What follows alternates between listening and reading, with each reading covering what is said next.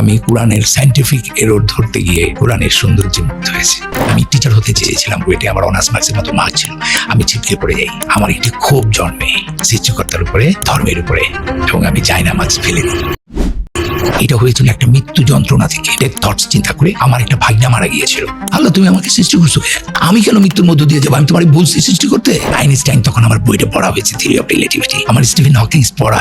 আমি পুরোপুরি একজন এথিস্ট হয়ে গেলাম। আমার বাবা মুসলিম, আমার এনভায়রনমেন্ট মুসলিম, আমার দাদি নামাজ পড়ে, আমার নানা নামাজ পড়ে, তারপরে আমি পালন করি না ইসলামকে। মুসলমান, কি অধিকার আমার? তো আমি তো কিচ্ছু জানি না। তোমাকে আমি চাইলেও তো তোমার আমি আল্লাহরে দেখাইতে পারবো না যে আল্লাহ আছে, এই কারণে আল্লাহ নাই। তো তুমি কোন জ্ঞানের উপর ভিত্তি করে বলো আল্লাহ নাই? কত জ্ঞানী তুমি? তুমি যতই পণ্ডিত হোক 99 পর্যন্ত করবা, কিন্তু তুমি 100 হবে না। তোমার বিশ্বাস করবেন, এই এক হচ্ছে আল্লাহ। এই এক আমাকে 100 দিবে। যেদিন থেকে এই এককে আমি স্বীকার করেছি, সেদিন থেকে আল্লাহ সুবহানাহু ওয়া তাআলা আমাকে সব দিয়ে দিয়েছেন, সব। এত সম্মান আর কত! মানুষের জন্য ইসলাম এসেছে, শুধু মুসলমানদের জন্য নয়। আমাদের কোরআনে যে 28টা অ্যালফাবেট আছে, প্রত্যেকটা অ্যালফাবেটের একটা রিপ্লেসিং নাম্বার আছে। আল্লাহ এটাকে প্রফেসি নাম্বার বলে। যদি কোরআনের মতো কোরআন আনার জন্য মানুষও যিনি এক যুগে চেষ্টা করে, তবু তারা এর মতো আনতে পারবে না। আল্লাহ কয়, তুই কত বড় ম্যাথমেটিশিয়ান, তুই আমার বলবি?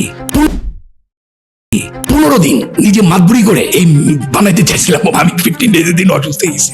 এইটা মানুষের পক্ষে করা সম্ভব না। সূর্যর কক্ষপথ আছে কিনা সেটা মাত্র ডিসকভার হয়েছে হাবল টেলিস্কোপ আবিষ্কার হওয়ার পর। তাহলে 1400 বছর আগে কিভাবে কোরআনে বলে আল্লাহ সৃষ্টি করেছেন রাত্রি ও দিন ও সূর্য চন্দ্রকে, প্রত্যেকে নিজ নিজ কক্ষপথে বিচরণ করে। আল্লাহ একটা জায়গায় বলছেন, পৃথিবীতে বা ব্যক্তিগতভাবে তোমাদের যে বিপদ আপদ ঘটে, তার লেখার পূর্বেই তার লেখা হয়। এই জন্য যে তোমরা যা হারিয়েছো তার জন্য বিমর্ষ না হও, আর যা তিনি দিয়েছেন তার জন্য খুশিতে উল্লসিত না হও।